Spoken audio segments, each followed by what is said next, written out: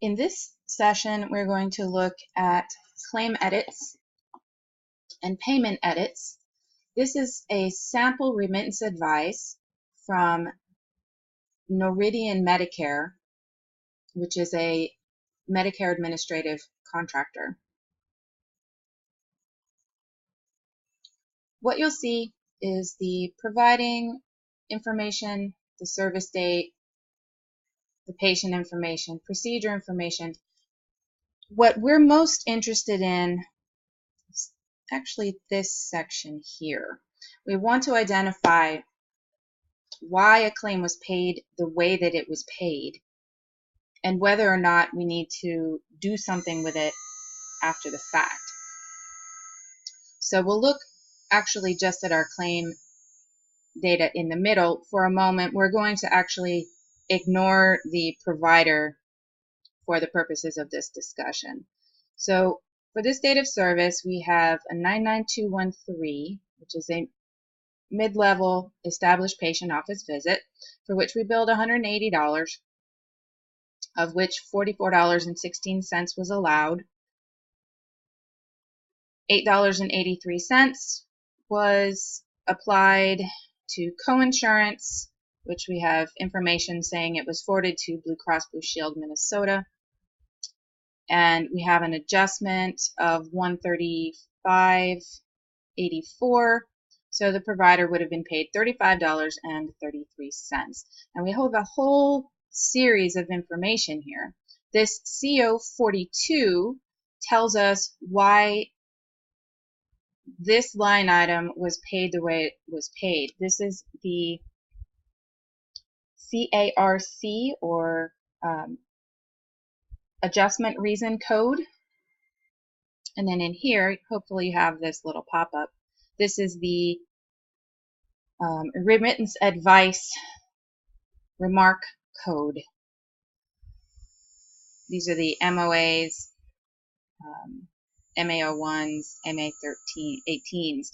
So what we're going to do now is we're going to look for the CO42 at the bottom of this page.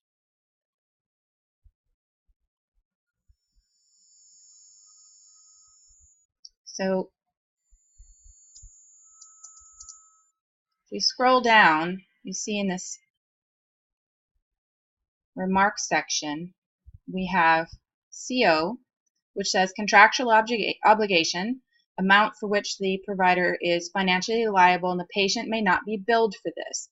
But we understand that there is a contractual adjustment. There will always be a contractual adjustment. So that takes care of our CO here. And then the 42 says charges exceed our fee schedule or maximum allowable amount. Again, this is fairly typical of contractual adjustments. You will expect to see a contractual adjustment on any line item where you bill more than the allowed amount. And it is also typical to bill more than the allowed amount in order to capture any changes that may occur between the different payer types and anything that changes in the fee schedule from time period to time period over the course of the year. So let's look back up at some of that other information. So we have MOA. We'll hover here for a minute. Because this is a training tutorial page, it actually shows you this. Most remittance advice will not show you this pop-up, but we're going to go look for it at the bottom of the page again. So MOA, MA01, and MA18. Let's go look for these at the bottom of the page again. This is part of the glossary section. A little too far. Here we go. So the MA01 is here. If you do not agree with what we approve for these services, you may appeal our decision. To make sure that we are fair to you, we require another individual who did not process your initial claim to conduct the appeal. However, in order to be eligible for an appeal, you must write to us within 120 days of the date you receive this notice, unless you have a good reason for being late. Okay, so that's our MA01. And then our MA18 says this claim information is also being forwarded to the patient's supplemental insurer. Send any questions regarding supplemental benefits to them. So all of this is really useful information for us.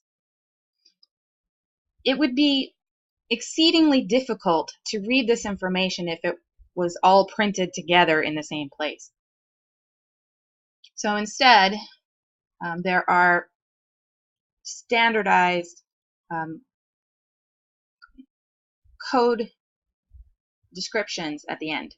So you have remark codes and claim adjustment codes that exist in your glossary sections that tend to show up at the bottom of your remittance advice. And this will be true for remittance advice which is electronically submitted or sent by paper. Okay, so let's look at another one. So we have this other patient here with this claim, this amount of $150. Now, we have no co-insurance, no allowed, and no application to deductible here. So our adjustment is $150. That's the total amount. So what we need to do is go down and find the CO and the 50. So we know CO is contractual adjustment, which we found a minute ago. And we're going to go look for 50 in the glossary to identify why we're not being paid for this.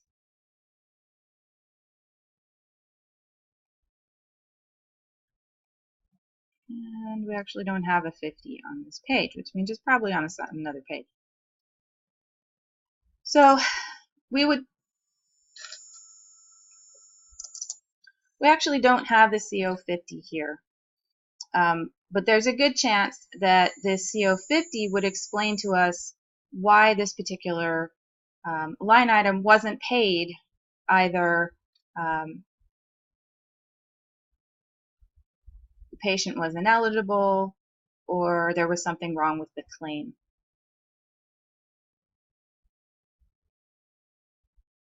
All right, now we're going to move on to a different remittance advice so you can see a slightly different take on the same material. Okay, our next remittance advice is from Blue Cross Blue Shield of Tennessee. And as we can see, we have this essentially same information in a slightly different format. Once again, this is training material from Blue Cross, and it is made up information.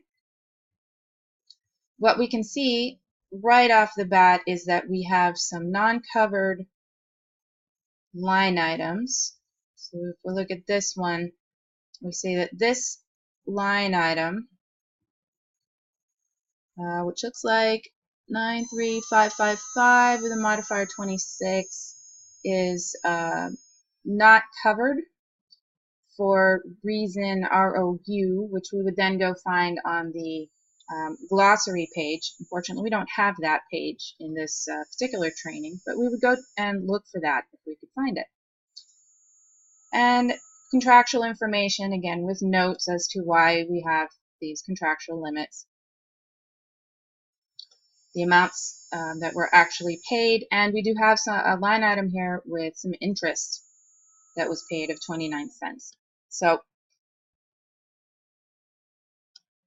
this is the same information as we saw in our Noridian Medicare in a slightly different format.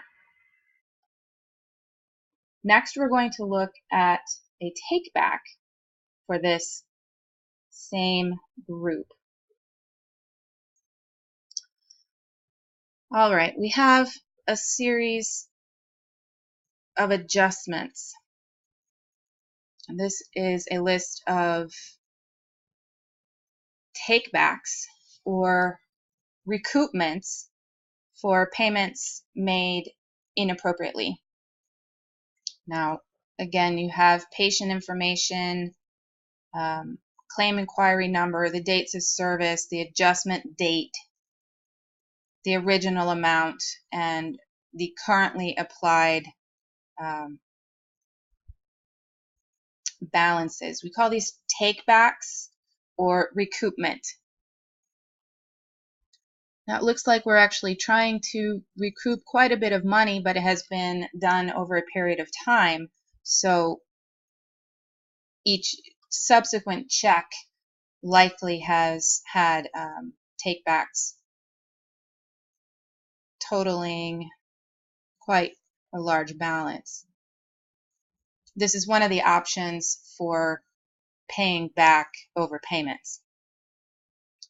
And you would have explanations here as to why those takebacks are occurring. Now, this is a very large balance, and you see this previously applied amount. Again, these are made up numbers, but it's very possible that these numbers could be real. When you're looking at any takeback of 5 digits, you want to be aware of where that money is coming from and why. There should be no reason that a take back of this much money is a surprise. All right, lastly, we're going to look at a facility remittance for this same payer. As we can see, this is from Mercy Hospital, and our sample information here says facility remittance advice. So we have slightly different information, including revenue codes, DRGs if there are any. There is one for our patient here. Units, total charges, but again, we still have notes as to why things were paid the way they were, notes as to why adjustments were made the way they were, and then additional information as to interest or penalties. So anytime we're looking for information on why a claim was paid the way it was, we simply need to look at the remittance advice and look for the additional notes. Thank you for attending this session. I hope it was helpful.